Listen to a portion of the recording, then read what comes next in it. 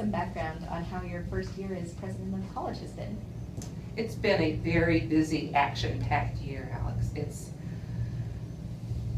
as I said earlier to you, I looked up and it was Christmas, and then I looked up and it was graduation. And now I look up and it's time for another school year to begin. What has been fun is to get to know all of the players both here at the college as well as in Caldwell, as well as in Boise, and then to get to know all of our alumni. I made 274 visits, face-to-face visits, which includes both locally as well as all over the country. And so that was, my suitcase got a lot of time on the plane. And as well, I got to know an awful lot of people who are so passionate about this college. And that just was so much fun and so energizing for me. And then to get to know the students.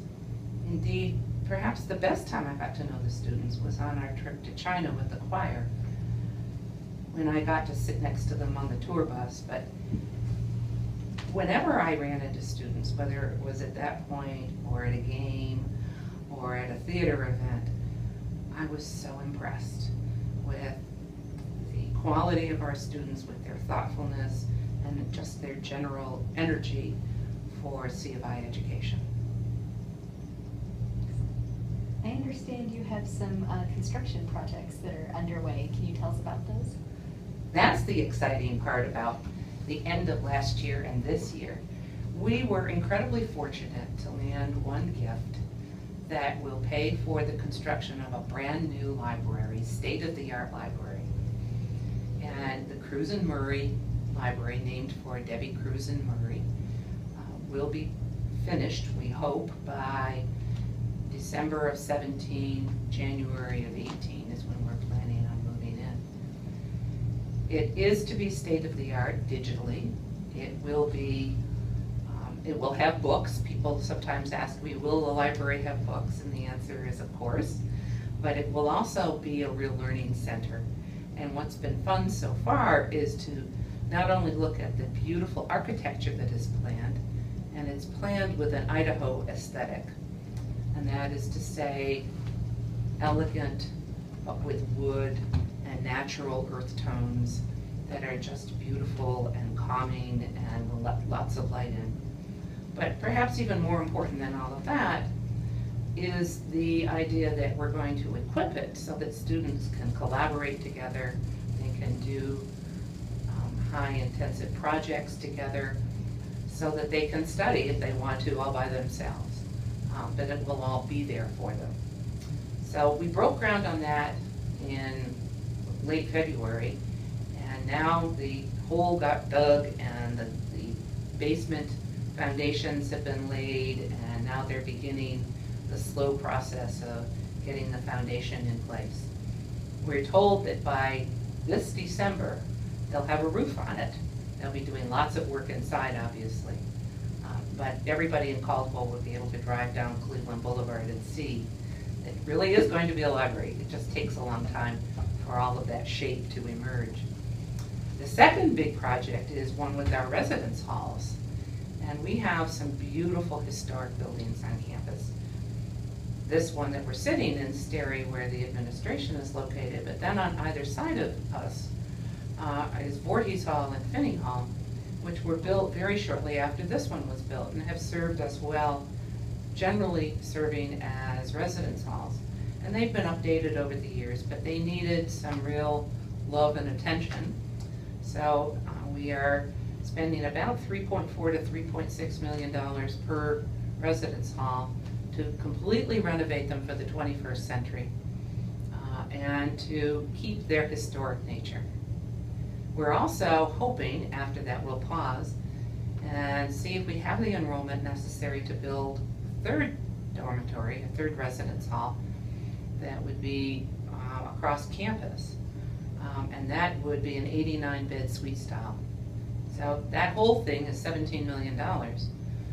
But we're confident, we're so confident in how the college is doing that these are necessary additions and renovations for all of us. So it's so exciting to see what can happen, what's going to be done, to be all excited about some of the stuff that's actually been found in Voorhees, now that they're doing Voorhees. We have found old football cleats and somebody's mother's cookbook that was stashed away somewhere, and an old football program from 1928 when College of Idaho played Willamette. And the heaviest man on the team weighed 190 and was called Chubbs. What are some academic developments you'd like the community to be aware of? Well, we are actively talking about how we can provide additional degree options for some of our students consistent with our liberal arts mission. We are doing strategic planning, and we are firmly committed to the long-term evolution of this school as a liberal arts college. Nonetheless, that doesn't mean that we can't offer some selected graduate programs. We already have a very, very successful one in education. But we're also talking about developing one that would be a master's in accounting. We have a 5-year accounting degree that gives you a bachelor's degree, but it makes much more sense to convert that to a master's degree. And then our students could sit for the CPA exam. And then also we're developing one in sports management.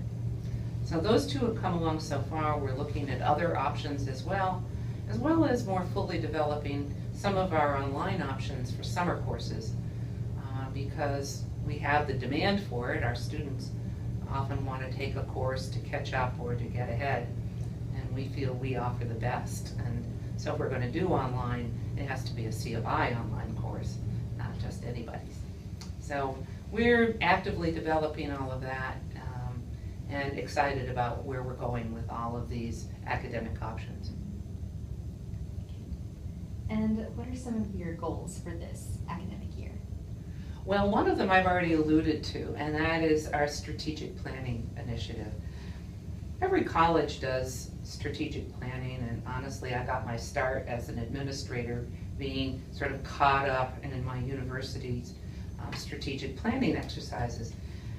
And people will say to you, as I would have a number of years ago, oh, why are we doing this? Because it's only going to wind up on a shelf. That's not what I want with this. We actually have an opportunity.